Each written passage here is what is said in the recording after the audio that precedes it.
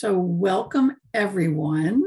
I'm so pleased to have you all here for our second session of exploring the elements and interconnectedness of our local food system. I'm Maria Pepitas, and Jerry Hush is also with us, and we are co-hosts for today's session. Our objectives for today are fairly simple. We really hope that everyone gets a better understanding of our local food system in Delaware and Maryland, and kind of the interconnectedness with our heritage, our health, our economy, and the impact on culture of our communities across our two states.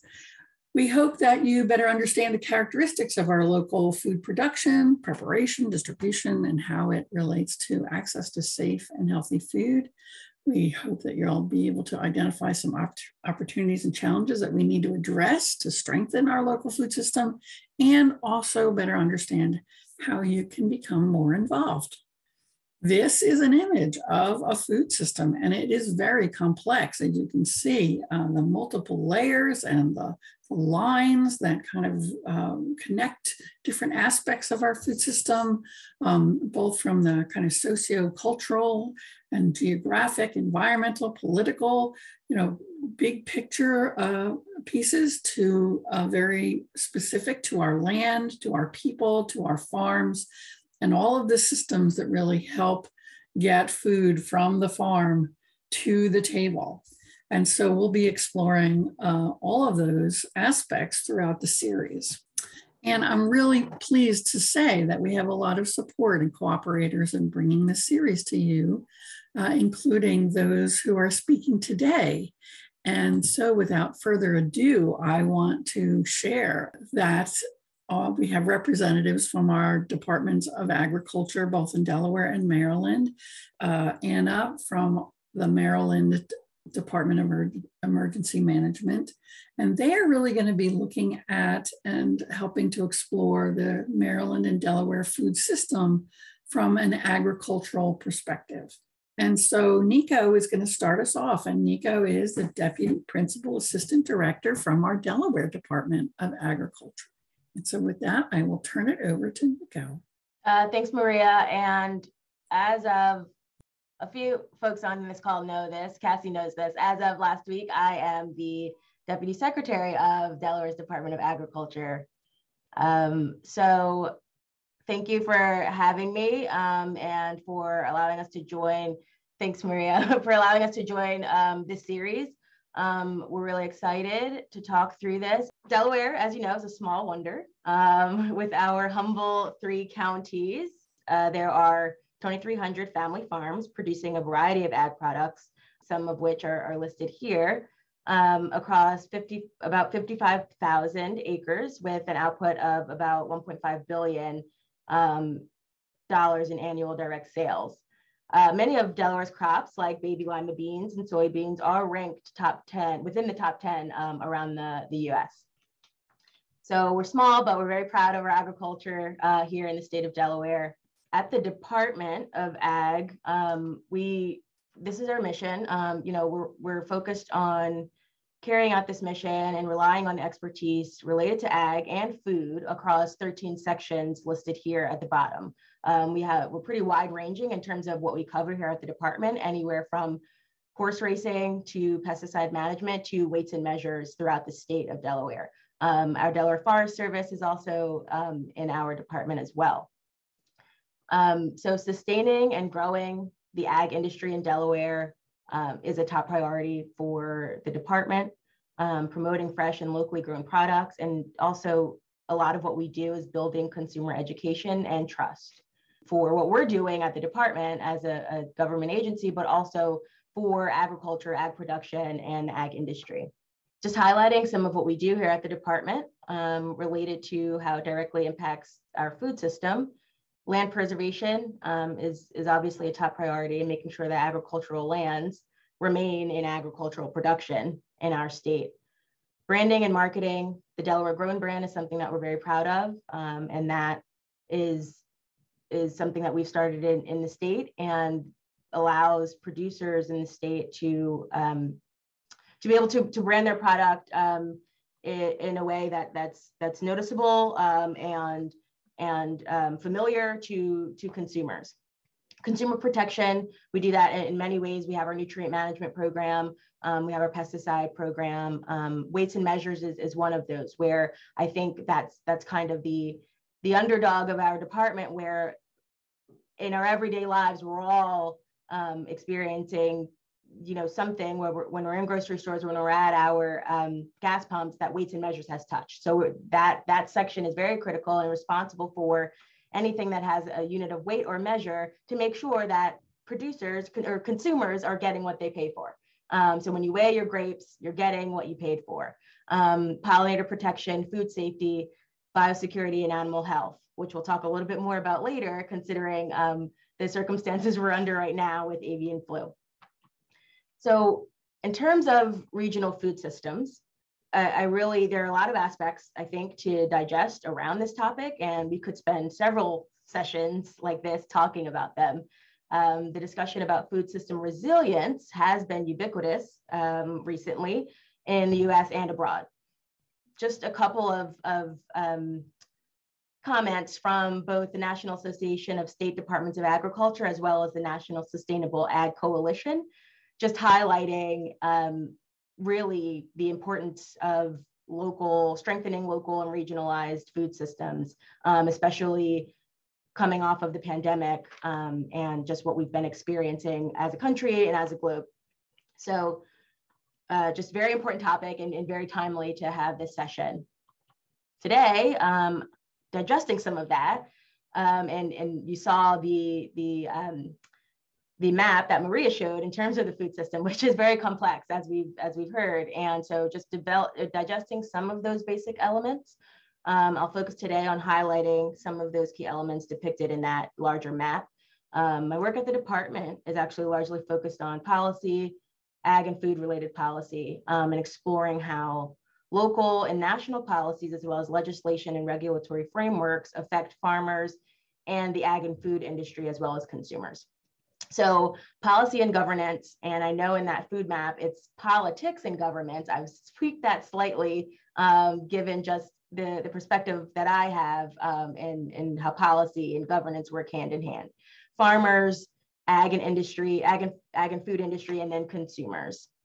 So in terms of governance and policy, that's sort of acting as, I think, a bit of an umbrella, especially in my work, as it relates to local policy, national policy, and then actual consumer preferences as sort of three categories. And just exploring, as an example, some of the four topics on the left, just a few topics that have been really prevalent recently, and just sort of where they stand related to local policy, the Farm Bill as the national food and ag legislation, and then consumer preferences. So things like food safety, where local policy has addressed that. In our department, we govern food safety.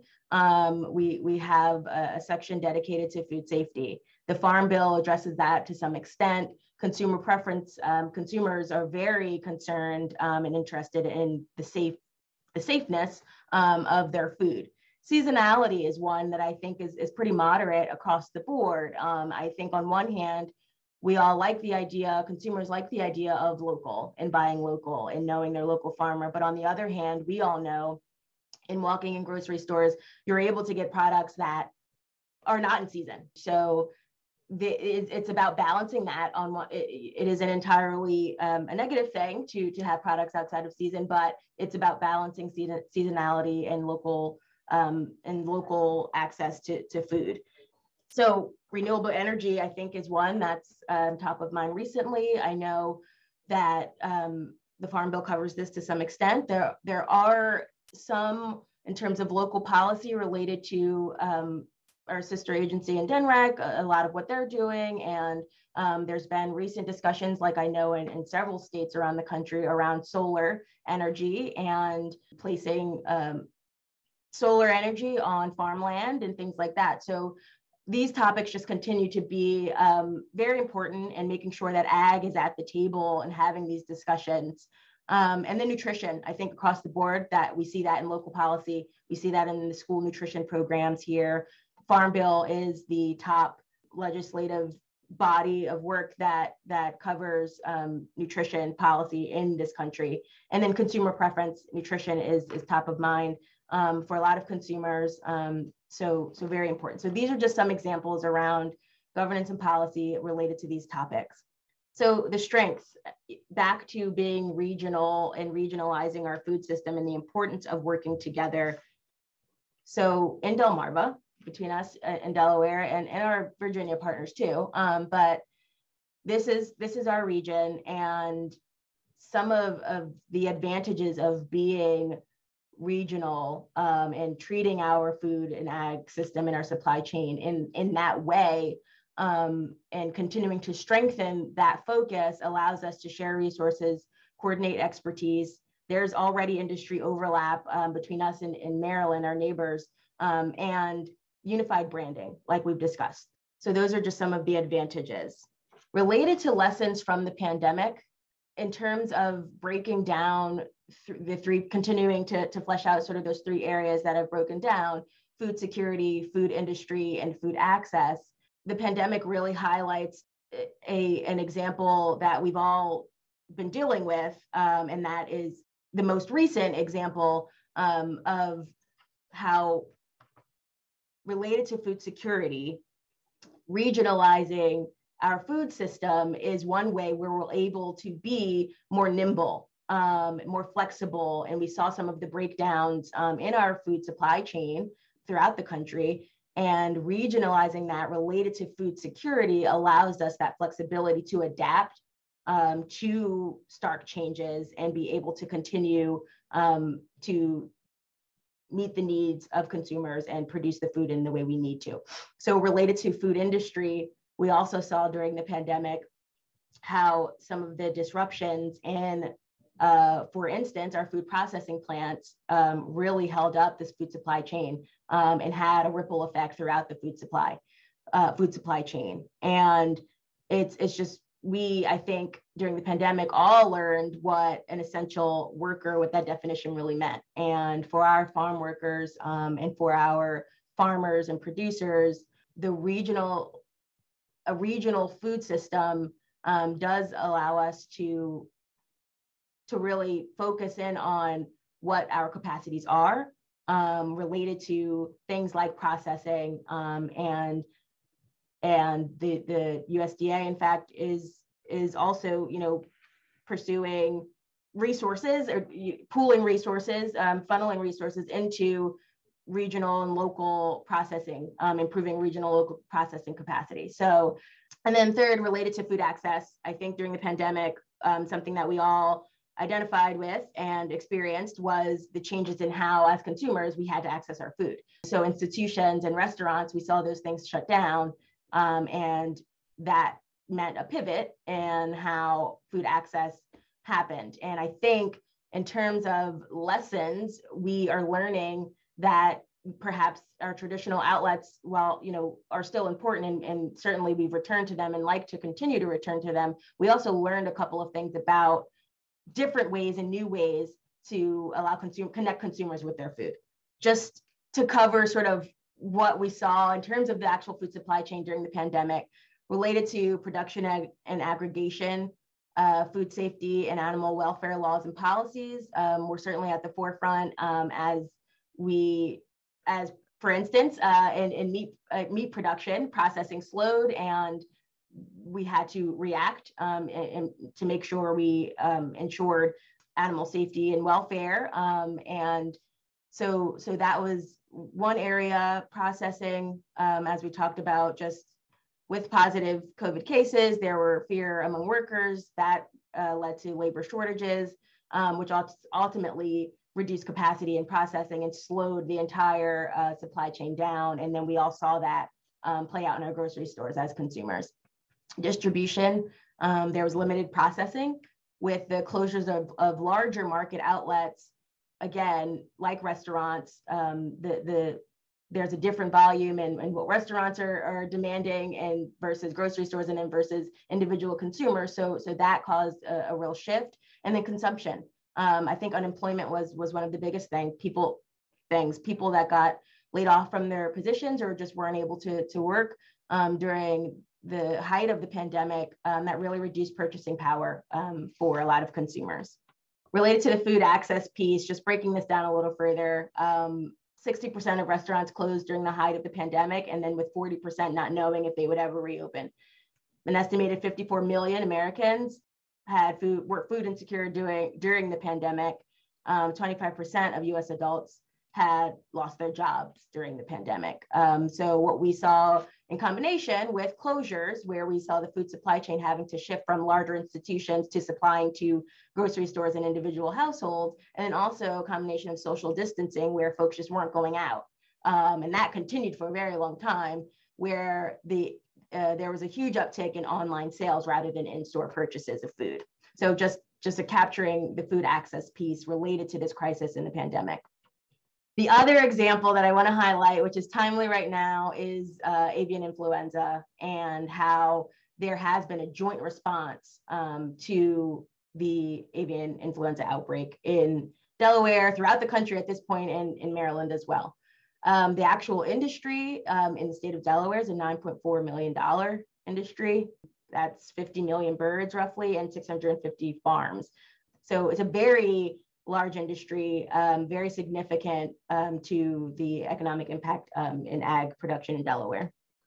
As far as the joint response is concerned, and getting back to the regional aspect of our food system, that includes state agencies, federal agencies, industry, University of Delaware and Delaware State Extension, and MDA as well, and then subject matter experts. So those are the players and the stakeholders that have been involved. They've been here at the department for the past 2 months.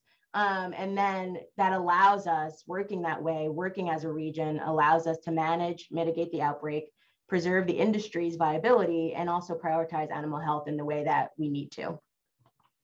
Looking ahead, and I'll wrap up here, looking forward, some of the things that we're working on and continuing to learn from threats like the pandemic, disruptions to the system like the pandemic, like the avian flu, but learning what values there are in being regional and being having a regional food system. Some of the positive outcomes, again, related to the 3 topics that I've broken down: the food security, increasing direct-to-consumer markets, and diversifying products. That's something that we'll continue to do. It's something that we've continued to work on and discuss with our producers, with our farmers market vendors, and others. Related to the food industry, understanding local capacities and continuing to better understand local capacities and improving our flexibility and adaptability. And then food access, helping consumers learn about their food. And I think what we saw during the pandemic was an increase in people wanting to just get outside, and that included visiting our farms, visiting U-Pick farms, farm stands, on-farm markets, and then also complementing, I think it's always part of the conversation, complementing the charitable food system with retail outlets. So we saw families like we've never seen before in lines at food banks to get food, and we also see now food being delivered more than ever. So just making sure that these things continue to be part of the conversation, and we continue to build on these things. And then I think it's about balancing. So the USDA's graphics here, but really when we're talking about our food system and we're talking about food security, it is about balancing nutrition and food security and being able to find that happy medium. And sometimes when we're talking about feeding people and food access, we're not always talking about nutrition. So that's, I think, continues to be part of the conversation too, as a balancing act.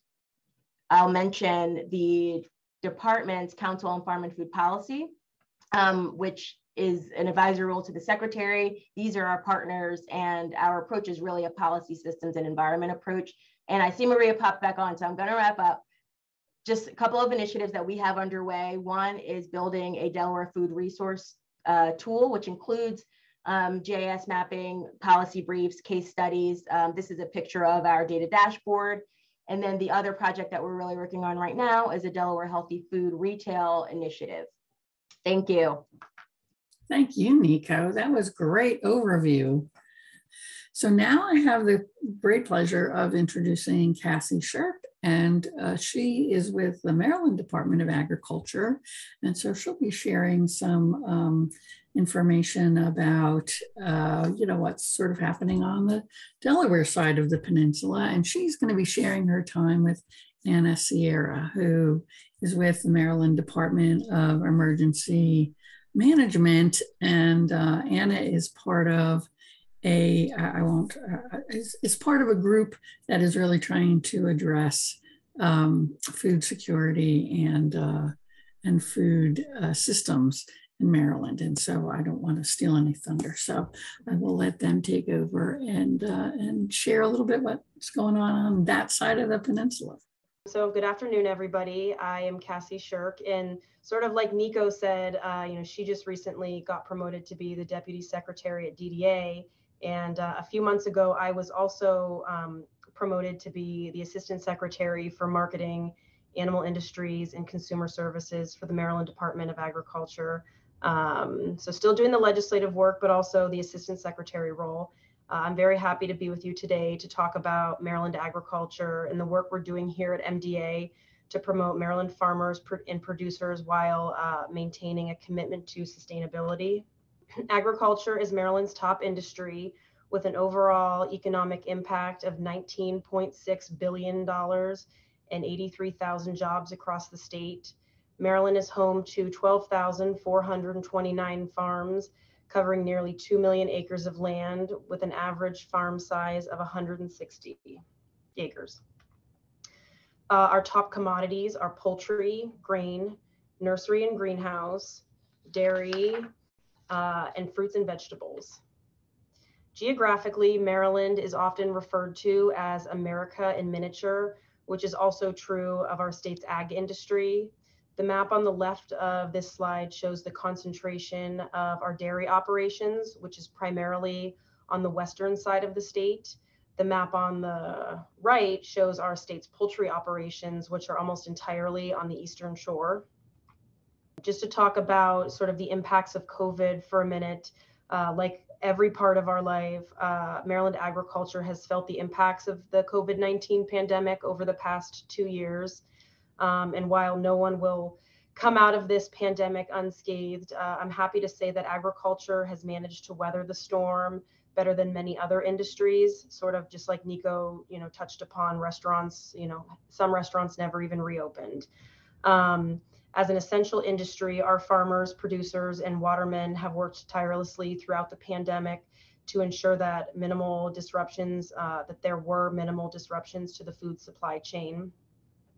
Likewise, many MDA programs continued their operations to provide regulatory and technical support to the industry. Many producers also saw a dramatic shift in demand from wholesale buying to direct retail sales, causing many operations to switch up their business models on the fly. In response to this shift, MDA's marketing program and our GIS staff worked with ag and seafood businesses across the state to provide an interactive map feature on its website that connects Marylanders with the nearest farm stands, farmers markets, and producers who are willing to sell products directly to consumers. As we continue to resume more normal operations 2 years after the beginning of the pandemic, our department remains steadfast in its commitment to the environment and sustainable agriculture.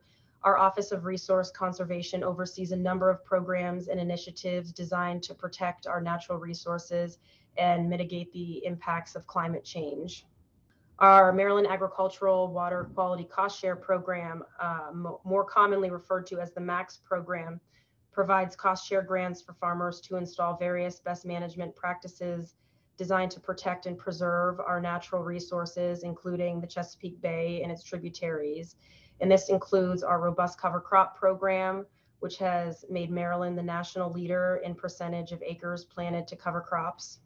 Our nutrient management program was one of the first in Maryland. Our nutrient management program we were one of the first states to require farmers to follow a nutrient management plan. We continue to work with our partners at the University of Maryland on a comprehensive study of the phosphorus loss risk tool, which will provide a more complete current science available on soil phosphorus. Our Healthy Soils program first launched in 2019 to explore the co-benefits of soil health for farmers and the environment. The program established and continues to promote practices that contribute to the state's 2019 greenhouse gas reduction plan. The program also established the Farming for Healthy Soils grant program to provide technical and financial assistance for the installation of soil health practices. And just about 2 weeks ago, the Healthy Soils Advisory Committee released a report as far as recommendations on where the program should go moving forward. Our conservation buffer initiative is back this year. Last year was our first year, and it was very popular. So it's back by demand, and it provides farmers with an attractive incentive to plant streamside buffers on farms to improve health of local streams and the Chesapeake Bay. We also have our Animal Waste Technology Fund, which provides grants to companies that demonstrate new technologies and provide alternative strategies to managing animal waste. And to date, the program has awarded over $10.7 million in grants. Also quickly, the Linking Environmental and Academic LEAP program.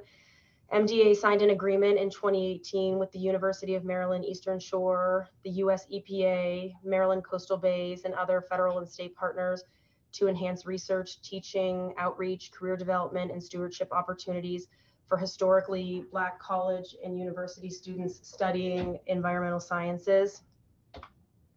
Our marketing office is basically the arm of MDA that promotes the buy local movement. In addition to supporting the state's economy, Maryland's BEST program links farmers and watermen with local markets and has the potential to reduce the state's overall carbon footprint. Approximately 6% of the impact of food consumption comes from the miles it travels from farm or water to the consumer. As you can see on the screen here, our marketing office has several programs that fall underneath it.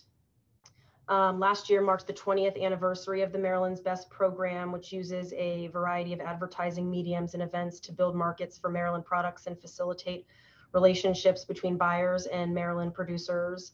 A recent survey conducted by the program shows that more than 50% of Marylanders attribute increased purchases of local products directly to our Maryland's Best website. Marylandsbest.net, which is the website, serves as a hub that allows Marylanders to locate their nearest producers and learn more about Maryland products that might be available to them. And then finally this morning, I just wanted to talk about the Certified Local Farm Enterprise Program.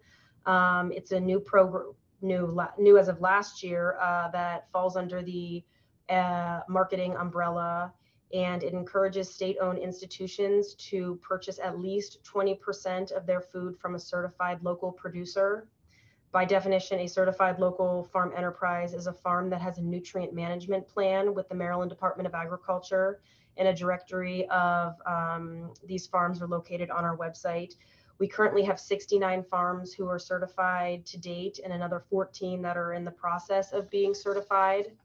Farmers don't necessarily need to live in Maryland. However, they must follow and comply with our Maryland nutrient management law. And we continue to be in discussions with our state prisons, the University of Maryland system, and state procurement officials on ensuring agencies are engaged in this program.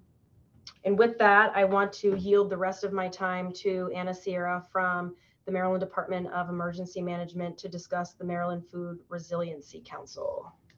Thank you so much, Cassie. So as Cassie said, I'm Anna Sierra. I'm the Chief Development Officer for the Maryland Department of Emergency Management. And the Maryland Department of Emergency Management, MDEM for short, is the home to the Maryland Food System Resiliency Council, lovingly referred to as the Food Council or the Food System Council.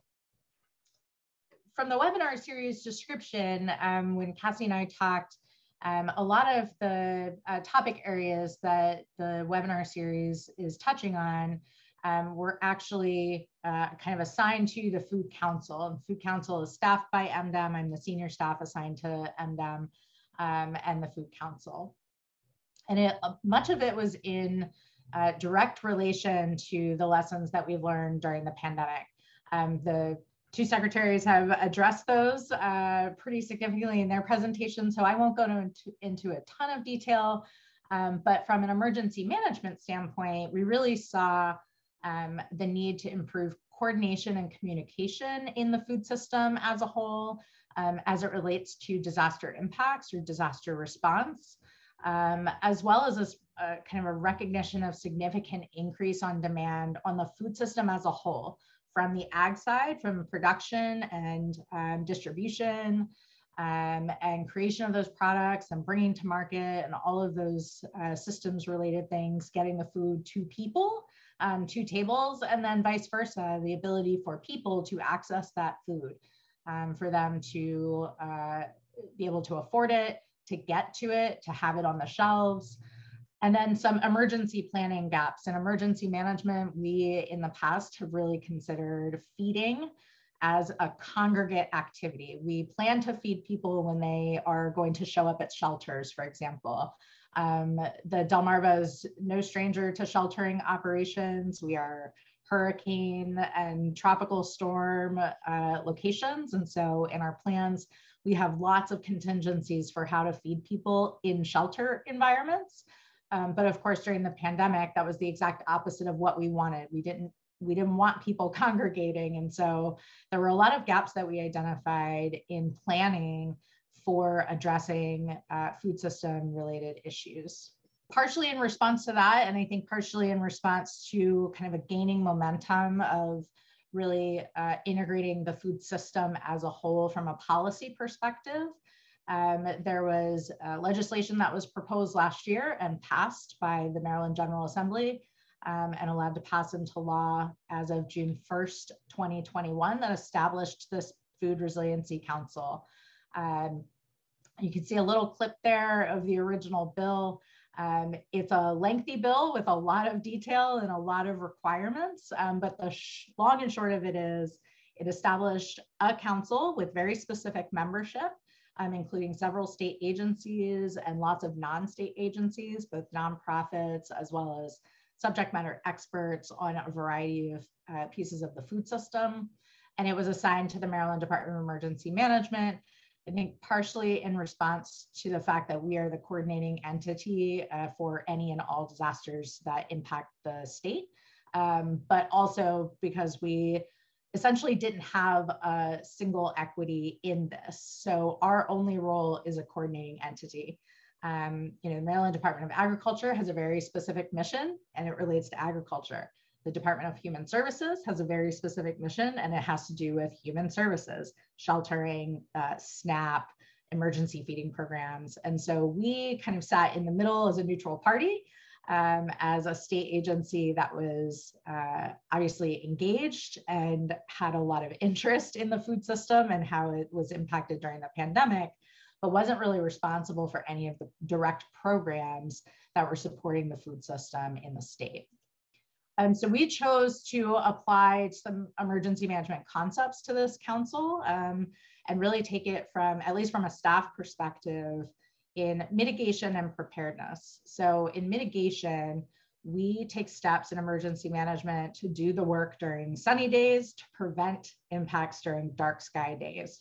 And so in kind of typical emergencies, we'll say a hurricane, mitigation might include improving stormwater drainage or putting up seawalls, for example, in the Gulf where they're prone to tidal flooding. So that when that hurricane comes, the impacts of that hurricane are lessened on the community because we've mitigated the risk. And then preparedness. We know that hurricane's coming no matter how many seawalls we put up. And so what can we do to identify the existing and remaining risks and then have a plan in place for addressing those with the community? And so we took that concept to the Food Resiliency Council. The council structure by law puts the MDEM secretary and the a representative of a local food council as co-chairs. That co-chair is elected each year. Currently, it's Heather Breskin out of Montgomery County. And then we have 3 co-vice chairs. It's the Secretary of Agriculture or designee, Secretary of Human Services or designee, and then the Dean of the College of Agriculture and Natural Resources from the University of Maryland or their designee. I'm not going to read all those numbers to you, but you can see it's a really wide-ranging group. As I mentioned, we do have both the House and the Senate represented on the council, which has been, I think, valuable to the members because they can hear the discussions and then have been really engaged in recommendation building and policy building.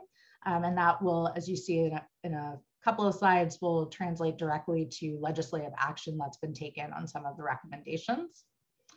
And then several other non-state agency, non-academic members, including we have to have a farmer on the council, we have to have a food business owner, a policy expert, a nutrition expert. And so it's a really wide array of subject matter experts on the council. The legislation outlined 3 deliverables, essentially 3 reports each annually. Our first one was November 1st, 2021. That report was delivered on November 1st and is accessible on our website. When I'm done here, I'll drop our website in the chat. It was a lengthy report, which I'll go into some of the recommendations in a few slides. And there were very specific requirements in the legislation that we had to cover in that report. The second report will be due November 1st of this year, and that requires the council to consider a long-term structure for the council itself, whether it will remain at MDEM or it should go to another state agency, or if it should not be in state agency at all, or if it should sunset. All of those are requirements of the council to consider for this year's report. And then November 2023, and every year following that, the council remains under state government and remains in effect. A report simply reporting on key findings and activities will be due every year. So the 4 goals outlined by the legislation include the ones that are on the slide here. Again, I'm not going to kind of describe, I'm not going to read them all to you, but in general, addressing the food insecurity crisis created by the pandemic, addressing equity and sustainability policy recommendations, equity relating to food access, food deserts, racial inequity is defined in the law, and then sustainability related to climate change. Expanding the impact of existing food council organizations. There are several in the state, but they are in different, we'll say at different levels of operation. Some are completely independent 501c3 that have staff assigned and are supported by funding streams by the local government, for example. Others are part of the local government and subsets of a particular department. And then others are essentially volunteer duties, other duties as assigned by local activists who've come together to create a council. And then the last one is develop a strategic plan to increase the production and procurement of Maryland certified food. Cassie addressed that Maryland certified food piece through her presentation. And that was technically due this year. We only had about 4 months to get that together. So our strategic plan was more of a, here's what we'd like to do roadmap. And so that is something that the council continues to work on. So our November 2021 report had 16 recommendations across all 4 goals. The report really acknowledged the complex challenges that things like food equity and climate change bring to the table to create a strategic plan or really well thought out sustainable policy recommendations in about 4 months time just simply was not doable. And so there is a good executive summary that lays out those challenges and says that we didn't get to address some of the more fundamental challenges of the food system. For example, food equity related topics like food deserts and redlining and some of the other kind of structural policy challenges in the food system, but that the council was looking forward to dealing with those in the coming years. So again, I'm not going to read all of these to you. You can pull this report up on our website. But really what I want to highlight are the things that were actually acted upon this year by the Maryland General Assembly, and they were largely introduced by the two members of the council that are the representatives for the House and the Senate. So the first is the Maryland Food and Agriculture Resilience Mechanism Program, FARM for short. Delegate Charcuterie and Senator Hester are the two members on our council, and they introduced really an omnibus piece of legislation that included this and a variety of other elements recommended in the report for improving both funding and coordination of the food system from essentially farm to fork. The second recommendation here highlighted is the Office of Resilience. That was also passed this year by the Maryland General Assembly at about 11:30 at night on sine die. But that will establish an Office of Resilience and a Chief Resilience Officer at the Maryland Department of Emergency Management. That will likely absorb the Food Council if the Food Council decides to stay at MDEM. But more broadly speaking, it is charged with coordinating system-wide resiliency efforts across state government, which will absolutely include the food system. Some additional recommendations, including assessing existing federal and state food system grants. One of the challenges that several of our council members have noted is the lack of kind of single place that they can go to say, I want, or we need cold storage expansion. How do we get that funded? What's available out there? And then vice versa, understanding what already exists and what is already being funded by either the federal government or the state that perhaps locals or nonprofits or other community representatives are not taking advantage of because they simply don't know it exists. Under goal 2, that expanding and modernizing use of food benefits, including Maryland Market Money and EBT. So Maryland Market Money is a program that's run by the by the Department of Agriculture. Cassie can correct me, but it's a little bit of a complex partnership program that is run that subsidizes local farmers market buying. And that was included in the Omnibus Farm Bill, as well as expanding EBT or SNAP benefits. So there was a bill that passed this year that will increase the minimum benefit of SNAP for recipients on a monthly basis. And then goal 4 was our mostly environment and production. So that's largely ag-centered recommendations. One was to encourage Maryland school systems to purchase Maryland food, that buy local, produce local, buy local. And so there was at least one, the Farm Omnibus program again that establishes the Maryland Farm to School Meal Grant Pilot Program, which will incentivize schools and provide funding to schools to purchase local. And then increasing education on source separation of food waste and possibilities on-farm composting and digestion. We're super lucky that one of our University of Maryland or the University of Maryland designee for the College of Agriculture is a composting expert. That is her area of expertise. And so she's provided a lot of great input on how to be better stewards environmentally and how to put our food waste to better use in the holistic perspective of food system. And so there was a grant program, a public schools grant program to reduce compost school waste that was also introduced and passed this year. So the next steps for the Food Council are, we're going to be doing a very short mid-year update that will provide a legislative roundup of all of the bills that relate to the food system that were passed this year. And then we'll be shifting gears and focusing back on our annual report due November 1st of this year. And again, we'll be focusing largely on the ongoing impacts of the COVID-19 pandemic on food production, distribution, and access. Equity, getting into some of those more systemic and structural policy challenges related to food access. And then focusing on mitigation and preparation for climate change impacts as it relates to food production and food access. And the future of the Food Resiliency Council. And that is the end of my presentation. So I will turn it back over to our hosts.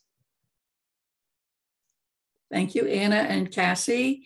And so here's an opportunity to ask some questions of our Maryland participants. Maryland buy local include Delaware? Because if you buy, like I live in the Elkin area. If I buy food locally in Elkin, it's closer to purchase it from Delaware than from many parts of Maryland. And the whole idea from an environmental point of view of reducing transportation and taking advantage of local in terms of geography, not local in terms of within a given state. So I think when we talk about buying local, we often refer to our Maryland producers, but I think that when you live, close to the borders, whether it be Pennsylvania or Delaware, that is certainly still considered buying local. We're trying to when we think of buying local, we are not thinking of shipping strawberries from California. We're thinking of buying strawberries from a local farm on the Eastern Shore, or in Lancaster County, or wherever it may be, if it's across the state line. So I do think that Delaware, yes, can be considered local. So this is Jerry. I'm a co-host with Maria. Thank you very much to all the speakers. And in part, I'm asking as a way to build off of what this series is designed to do, which is to increase cooperation in the Del Mar area. Are any of the key people who spoke today, are you in contact with each other to develop a regional group? I mean, we have amazing work going on in Maryland and in Delaware. Are there other discussions about increasing the cooperation for the Del Mar area? I don't know that we've had those conversations, but I certainly think they are conversations that we can have. I mean, as Nico referenced with the avian influenza situation, we are considered one operation. The Delmarva Peninsula is one. Avian influenza knows no borders, no state lines. And so I think that, the past 2 months have taught us that we have a really good relationship, both state agencies. So I don't see why we couldn't continue to build off that in other areas. I'll also add that while we've not had any, I think, explicit conversations related to Delaware and Maryland's food system, for projects that we have going on in Delaware, we certainly work with Maryland and have been in touch with, and Cassie mentioned Marbidco, with ESEC, Eastern Shore Entrepreneurship Center, and projects that they have going on, especially related to increasing direct-to-consumer markets for both Delaware and Maryland producers. Also, the Chesapeake Ag Innovation Center, which is fairly new, is a Delaware and Maryland project focusing on value-added producers in both Delaware and Maryland. And there are Delaware members of that group as well as Maryland members. So I think on individual project level, we certainly are working together, and there is a lot of coordination. The only thing I would add is that our Food System Council, while it is Maryland and Maryland specific, the meetings are open and they're welcome for any attendance. I'm going to drop an email into the chat. We have now a full-time food resiliency specialist assigned to the Food Council support. So I'm going to provide her email. And if you're interested in getting on our email list that does announcements and meeting information and all of that fun stuff, just go ahead and email her and let her know you're interested in joining the council interested parties list. I have a question for Anna. Just if you could expand on the potential for on-farm composting to eliminate some food waste or anything else in that area, please? Sure, I will try. That is definitely not my specialty. I can tell you that our environment and production subcommittee of the council has spent a lot of time on composting, recognizing that it's an important part of not only kind of general good stewardship, but also climate change, as well as access for smaller producers to things that can help them grow more on smaller pieces of land. So I can drop the link to the bill that passed this year that provides a grant program for public schools to do education and processing of school waste composting in particular, recognizing that our schools providing as many meals as they do are ripe for improving composting efforts. Terrific, thank you. And as we're nearing time, I just want to mention that we are building a website which will hold these links to these talks, as well as the information that's being shared in the chat. So if you'd like to make sure that your activities where some of you are involved, if you want to make sure that those are included and noted, if you could put that in the chat right now, that would be wonderful. Thank you.